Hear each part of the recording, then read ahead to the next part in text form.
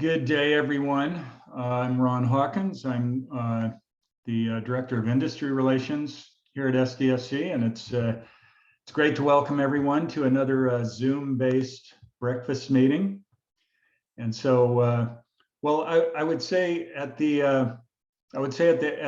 last month's presentation, we could see the light at the end of the tunnel from the pandemic perspective, and so I guess this month we can actually see out of the tunnel a bit, and we are actually allowed to have meetings on campus again, so that's progress. But we're not allowed to feed you, so I think we're going to be going with this Zoom format a bit longer, but maybe later in the fall or first thing in 2022, we'll be able to serve you up some real breakfast at one of these. And I think our next presentation is actually scheduled for September, so we're going to take a little break, and we'll be talking about the Voyager supercomputer, AI-centric supercomputer, and the Associated AI Technologies Lab in September. So we hope you can join us for that. And then we have a couple of other presentations in the works. They're not on the schedule yet, but stay tuned for announcements on those, and get ready to mark your calendar for some more events in the fall. But today, we have Viswanath Nandigam from SDSC, and he's going to be talking about the project and platform he's been leading for quite a while now, OpenTopography. And I've always been a great fan of this project. I think it's fascinating what the high-resolution LiDAR or laser altimetry can tell us about our natural and man-made landscape.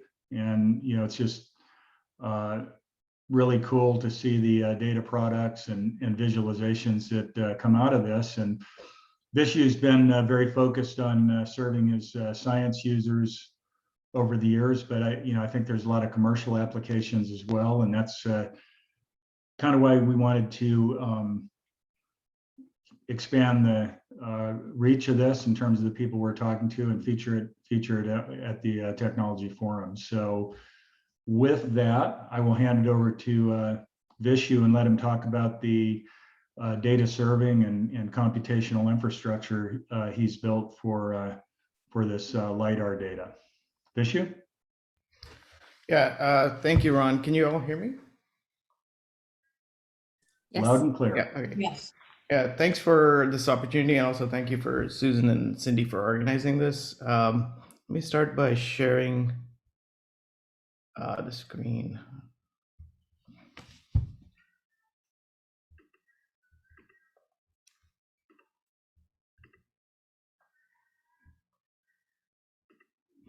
So can you see my screen? Yes. So I wanted to thank everyone for this opportunity to present about OpenTopography. It's an NSF-funded project that's been going on for a few years now, and it's a collaboration between the Supercomputer Center here at SDSC, which leads the Cyberinfrastructure portion of it, and our colleagues at ASU and UNAVCO. So the availability of high-resolution topography has been revolutionary for the earth and environmental sciences and engineering. So this is a video of the Kekurunga Fault in New Zealand, which was responsible for the 7.8 meter earthquake that occurred in 2016. And you can see that it's over 30 kilometers long, and it has a 2 meter vertical and a maximum of 10 meter horizontal displacement. And so it kind of shows the importance of having high resolution topography over a long period, so that we can actually study the changes in the Earth's surface. So increasingly, government organizations as well as private sectors are investing in large-scale high-resolution topography mapping efforts. These programs are motivated by the proven return on investment that comes from applications of these data, not just to civil engineering, research, urban planning, hazard mitigation, but they're also being used in the private sector.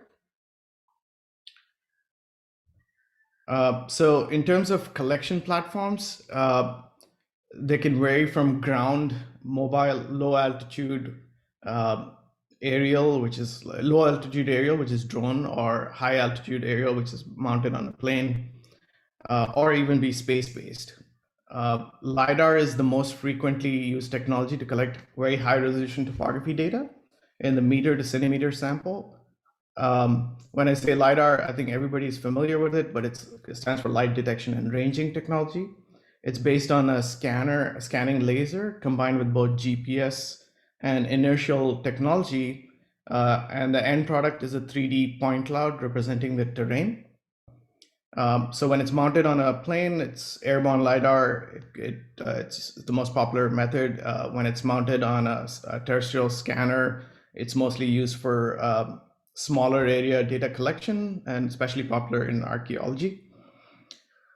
Photogrammetry is another method where a drone or a balloon captures a large number of high-resolution photographs over an area, and these images overlap such that the same point in the ground is visible in multiple photos from different angles, so it can be used to produce a high-resolution surface model. In terms of space-based methods, there are several satellites. The NASA ICESat-2 mission, which was recently launched, is a very good example of that. It has an instrument called Atlas, which uses laser pulses to capture detailed, precise pictures of the heights of the planet ice, which is the main mission, but also vegetation and land surface, as well as the surface of water. So it's used, and it does several repeat surveys over the Earth. Then there are these commercial companies like Planet and Digital Globe, which are pretty famous. They're producing high-resolution optical satellite images. And I think the Polar Geospatial Center, which has a very popular Arctic digital elevation model product, is derived from data generated by the Digital Globe project.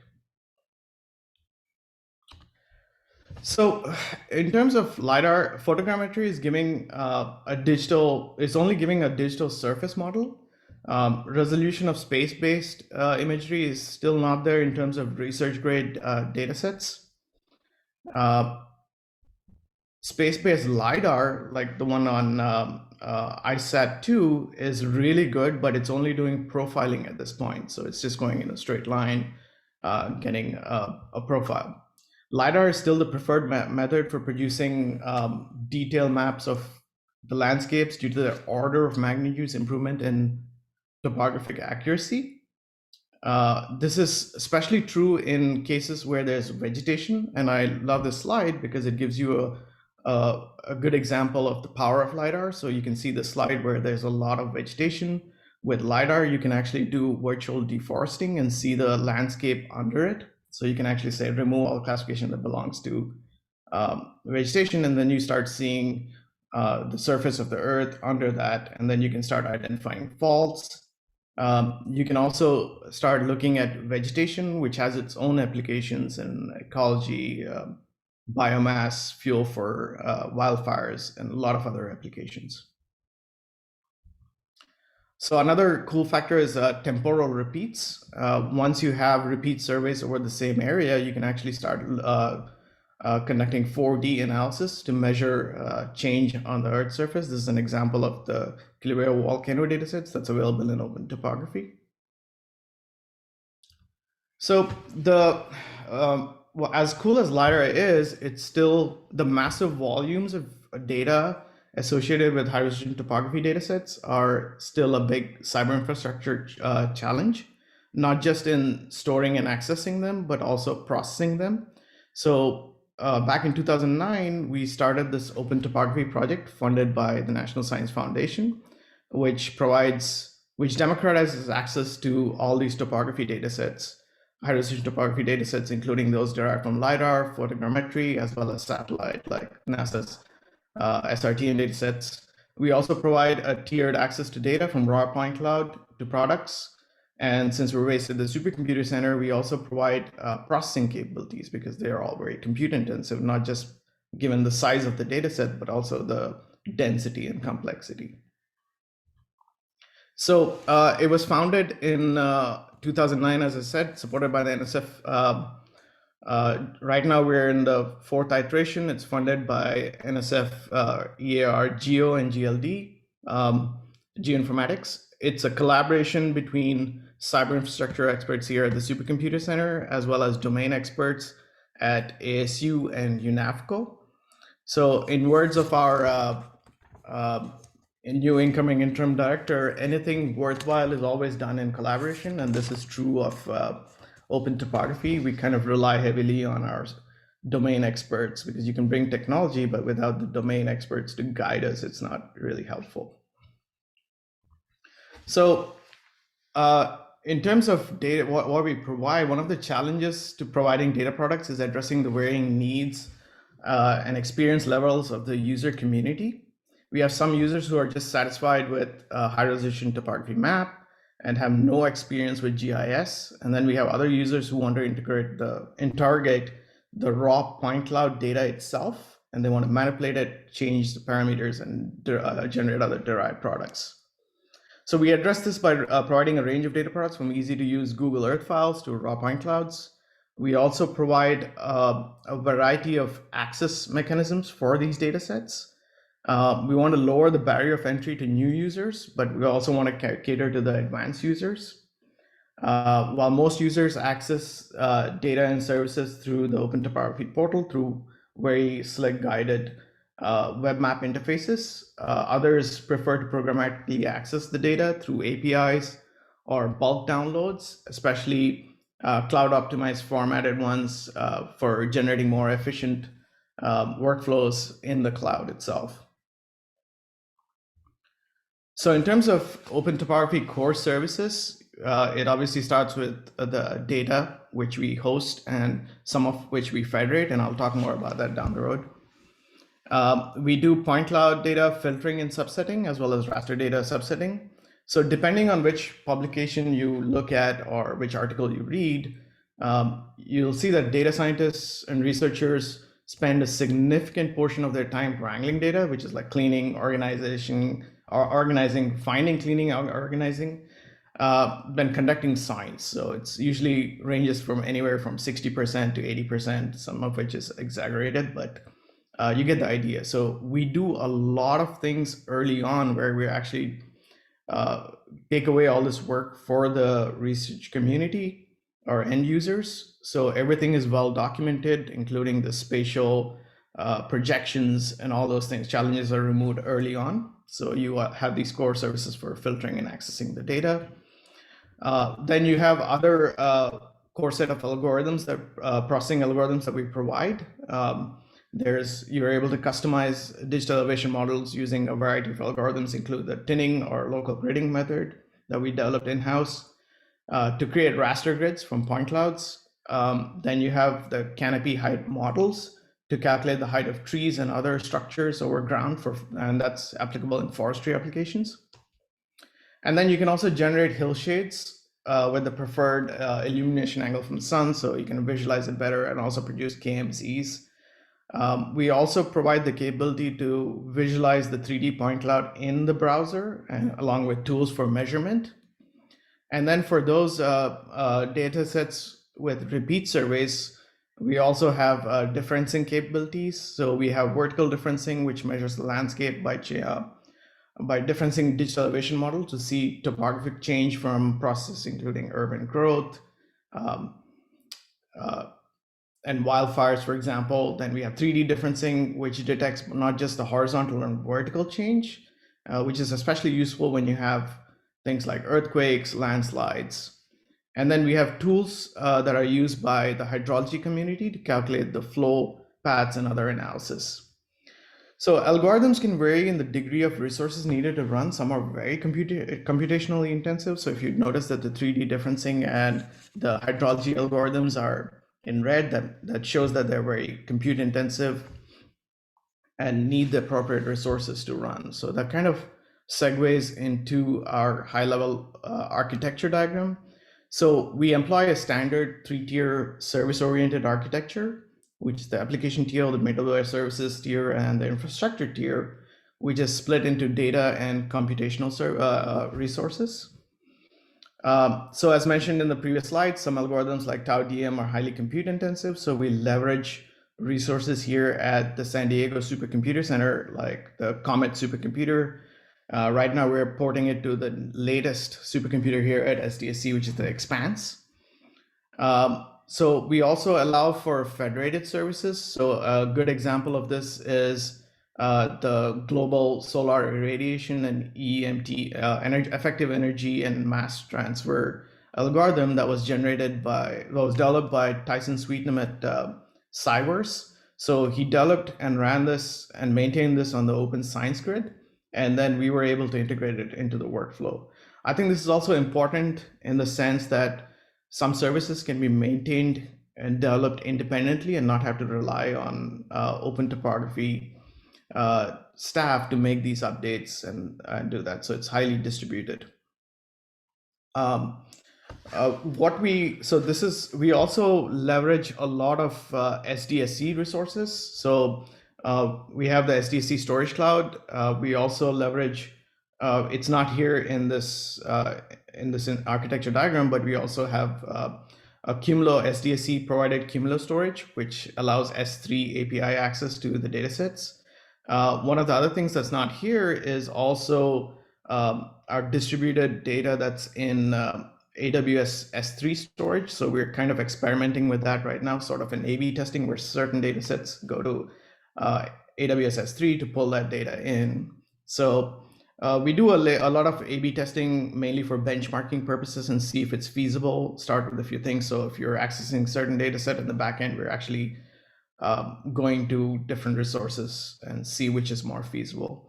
I think it's important to know that here we see that we treat data as our real asset, data and services, and everything else, including infrastructure, is just there to support the data and infrastructure. So everything is highly modular. So depending on the use case and how popular it is, we can swap out the resources underneath that to accommodate the community needs.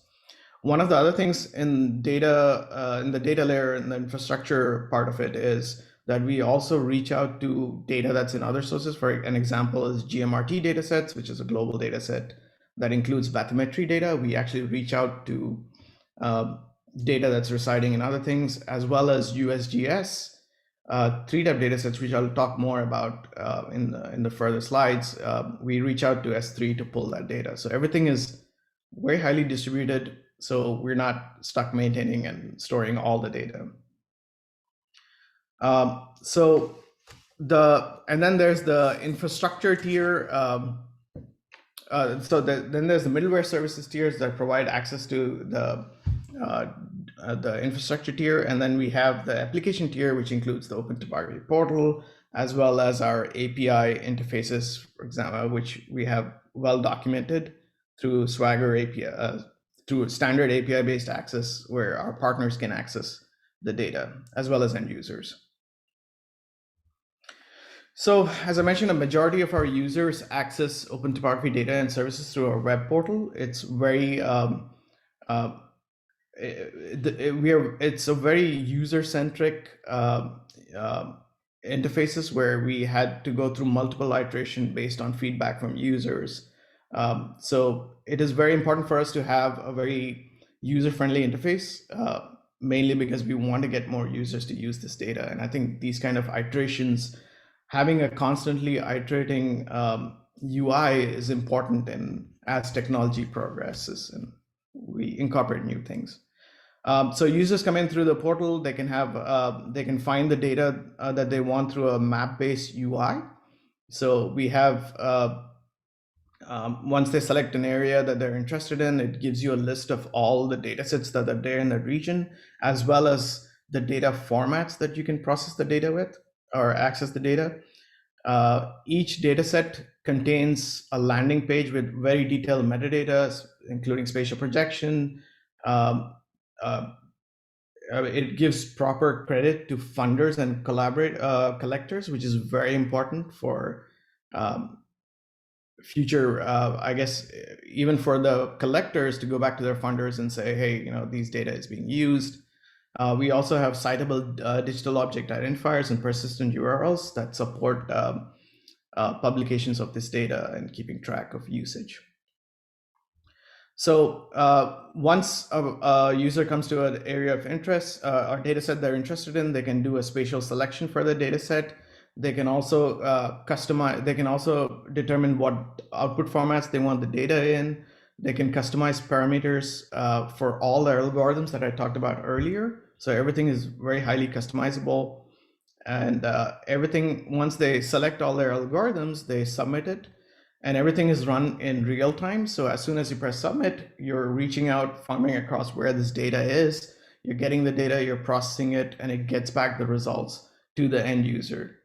So if you notice here, you see this thing called duration, as well as the completion time and submission time. As I said, you can actually wait for it to complete, and you can get it in real time, or it'll send you an email. This is kind of important for us because it also gives you analytics, and I'll talk more about that as you go. So these are the results of this particular job. I think this is the USGS Capitol building. Utah State Capitol building. We also provide, as I mentioned, 3D in-browser visualization. So this is a very cool data set, the Utah Capitol building in Salt Lake City. The color is extracted from an optical imagery that was and then applied to LiDAR. The scanner was also along with the LiDAR scanner in this survey. We also provide tools that where users can measure distances and other small aspects of it. So apart from the portal interfaces, we also provide access through APIs. Our APIs are integrated into various software packages. Blender GIS is a popular software package. We also found a lot of Python libraries that access our datasets just by giving a scan of GitHub.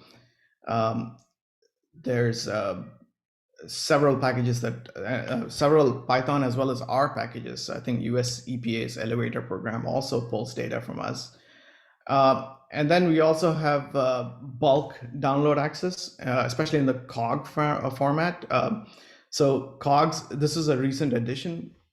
COG-aware software packages can stream just a portion of the data that are needed. So this kind of reduces the bandwidth needs and the amount of data that's been transferred out. It also opens up new avenues for cloud-based access and workflows. So you have something in the cloud, and bandwidth and data is a big, the amount of data being transferred is minimized to make it more efficient. So comprehensive, fair, compliant systems are very important in promoting data reuse. When I talk about fair, it means that findable, accessible, interoperable, and reproducible. So we have all data sets in OpenTopography are accessible via Open Geospatial Consortium catalog services for the web. It's a mouthful for that makes it that allows other entities to federate our catalog. I think we're one of the few projects that NSF funded projects that data.gov federates, so it's easily findable. There are a lot of EarthCube projects like geocodes that also federate our data. We also keep track of emerging. We also have a schema.org specification for our datasets. All these datasets are discoverable via Google and other search engines. So we also keep track of emerging technologies like the Spatial Temporal Asset Catalog. The aim of this is to standardize the way geospatial metadata is structured as well as queried, so it makes it more efficient down the road for geospatial-based search engines.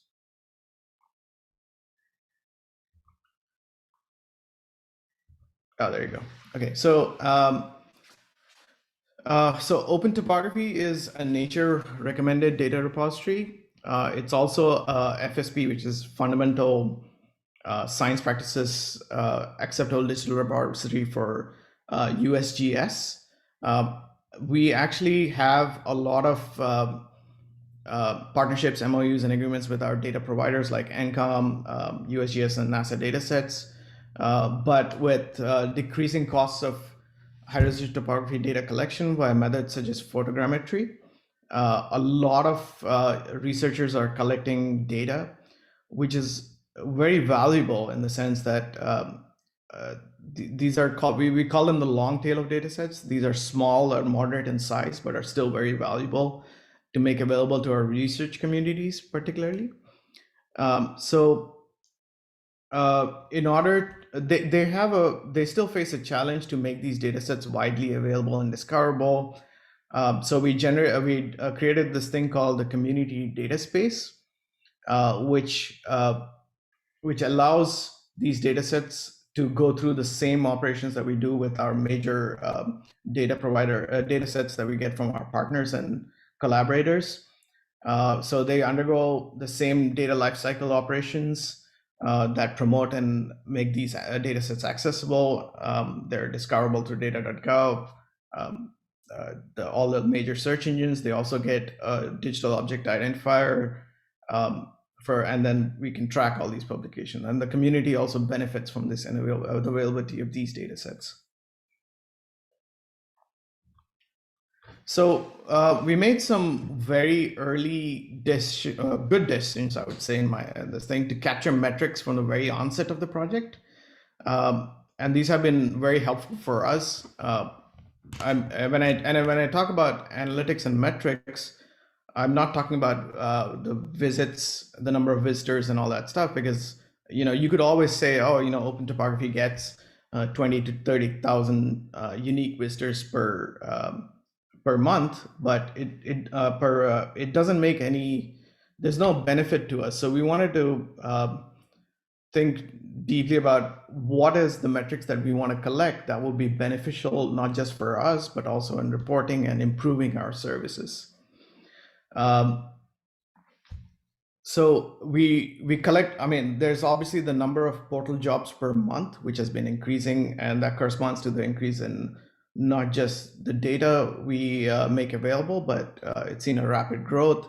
We track point clouds, the raster jobs, and we split every single thing as in like we capture which algorithm is being used the most, how popular it is, how much time on average it takes. So that helps us, that feeds back into our slide about our infrastructure, where we can actually swap out the ones that are popular and put it back up. We also see which point clouds are the most heavily used, so we can actually move them accordingly in that sense. And we also keep track of when datasets or when jobs are running, what are the most popular times, which unfortunately right now is 24/7. We never get a reprieve. Everybody's running it. It's an international usage in that sense.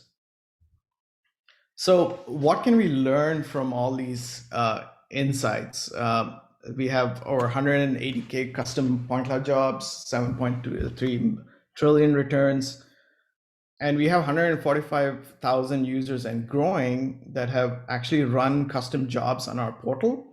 And with the recent API use has skyrocketed. I think we're averaging 100K minimum, with at least in April, we had reached 300K API job requests. I think this is due to, this corresponds to the growth in use of things like Jupyter notebooks, students utilizing these things, as well as geospatial packages in Python coming out. So the one advantage of these analytics is we can actually make those changes. We recently provided dedicated compute resources on the backend to support this API usage. So in terms of access patterns to the data sets, scientific data, especially topography data that we have, are very different from regular data sets. If you think of a YouTube video, as soon as it's released, maybe it trends and you see an increased usage early on, and then it tapers off. Obviously, there are exceptions, some viral videos and all that stuff. But if you look at our top 5 data sets, some of them are statewide, so they'll always remain popular. So the Indiana statewide LiDAR data sees continued growth, and it increases as more people become aware of it. Before, which is the San Andreas fault, is ever popular. It's one of our earliest data sets, but you see the continued use. And obviously we can track some data sets like the smaller Napa Valley data set that becomes more important. You can see a spike in 2014 here, and that is associated with real world events like the 2014 magnitude 6.0 South Napa earthquake. So you can actually start to look at trends in that data set. So one of the other things we capture is the spatial region of interest. So if you look at the Indiana data set, you can actually see that there are certain spatial areas that are very popular, some that are not that used. So the identification of these high value subsets of data are very important, and they help the funders and collectors in prioritization of data recollection and repeat surveys. So it's also important for optimization of data and compute resources. So I think it's in OpenTopography, we kind of have this notion that in 5 to 10 years, everything will be on the commercial cloud, be it Amazon or GCP or whatever. So one of the things we leverage a lot is other projects here at SDSC. So we have a colleague who's an expert in economics who deals with data value. So we want to put a value on within a data set. Not all data is the same value. So taking that concept into mind, as I mentioned in our architecture diagram, we also have S3 storage that we're experimenting with for certain data sets. So we use the intelligent tiering. So now that we know that we have these kind of access patterns, we're splitting that, we're putting the whole data set and seeing how it changes over time, moving from infrequent access to deep archive and deep archive. So one of the other things that we we experiment with this in this particular scenario is we have we capture every single thing that the user is doing, including the algorithm parameters. So this helps us into the concept of pre-computed superset of that data. So if a user comes in and starts selecting a region of interest and some specific algorithms, you can actually give him the option to say, hey, we have this pre-computed, would you be okay with a superset? And in return, you get that product immediately versus waiting for that to complete. And in those kind of situations, since we have data of when users are utilizing the resources the most, you can use the free time to actually put the machine to use to pre-compute these data sets and have that. From a cloud perspective, you can also start leveraging low-cost AWS Spot instances, for example, to run these things. So you can do it on the cheap, except you don't want to use that in the holiday seasons because they'll kick you out, which is the first thing that they do. So when you talk in terms of impact, our core community is research, obviously, because NSF funds us. So we've seen numerous publications and in peer-reviewed publications, as well as MS and PhD thesis, and all our publications scan remote sensing, computer science, geographic information systems, and everything else. So it spans a number of domains. So education is also pretty important for us. We do a lot of training, and all these resources are available resources are available online through our OpenTopography portal. We have helped train a lot of geoscience researcher in essential geoinformatics skills. So workforce development is pretty important. Every single material for these in-person workshops is also available online. So if you, most of our classes, in-person classes are booked, so our capacity, so we make them all these things available through this thing, so you can actually, even if you can't make our in-person courses, you can come back and see all those materials and use them.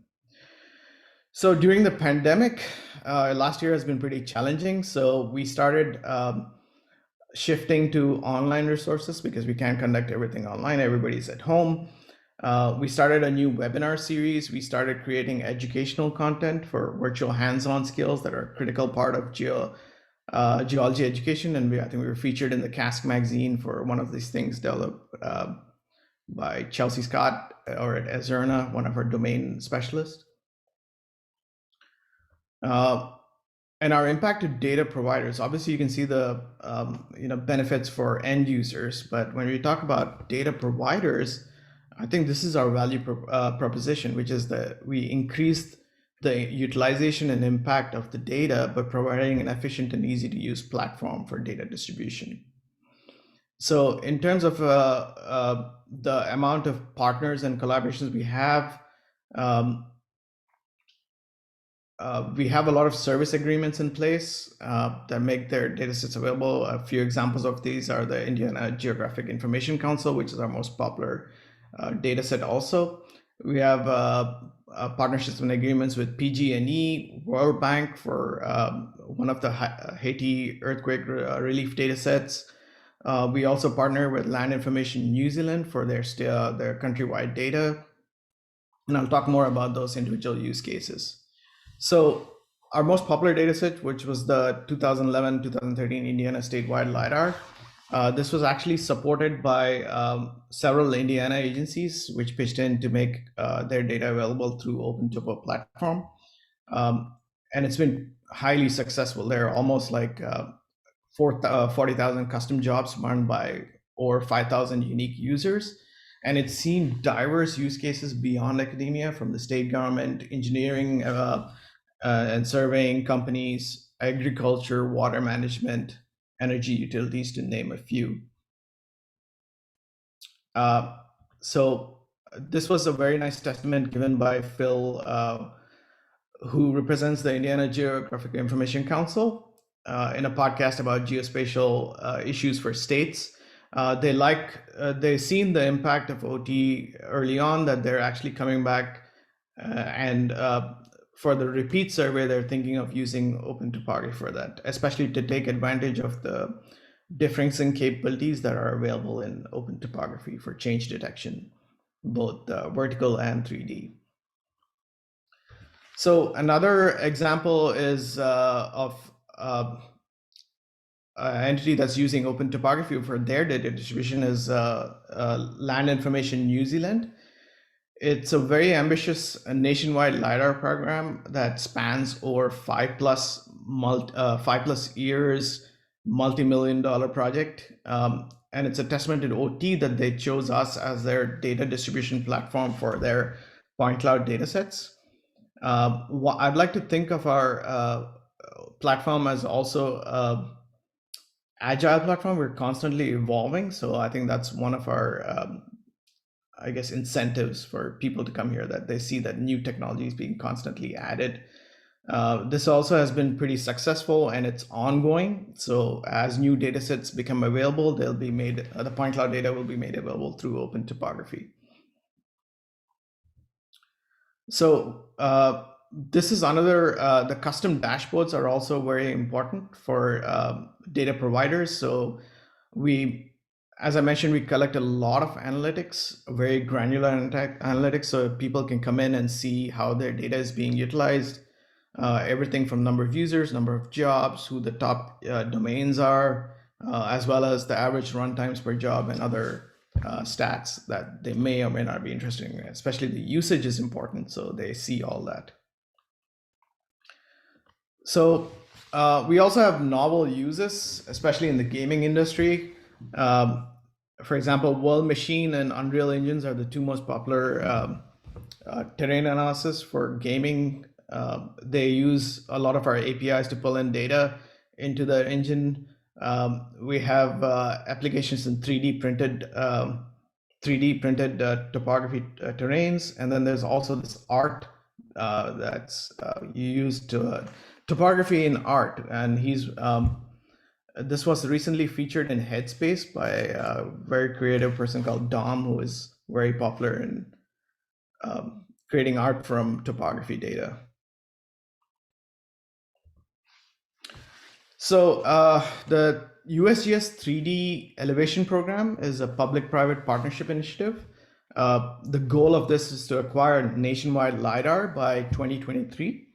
And when it's done, it'll be the first ever national baseline of consistent high-resolution topography elevation data throughout the US.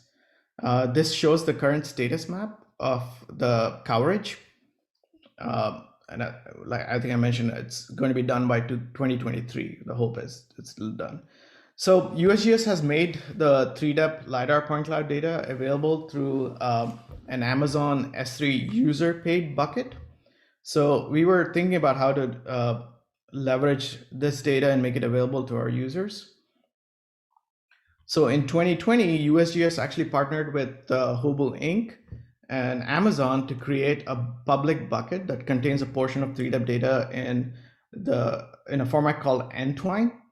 So we were successful in actually integrating this particular entwine bucket into the 3D into our OpenTopography workflow. So any data set that's in 3D AWS entwine bucket can be accessed through OpenTopography's workflow interfaces and everything else.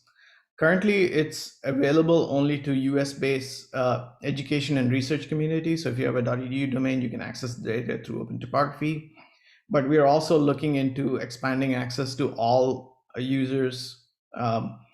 It's a matter of resources, and we're kind of talking to them to expand access. I know we have a lot of interest in this, and then we're trying to make this available soon.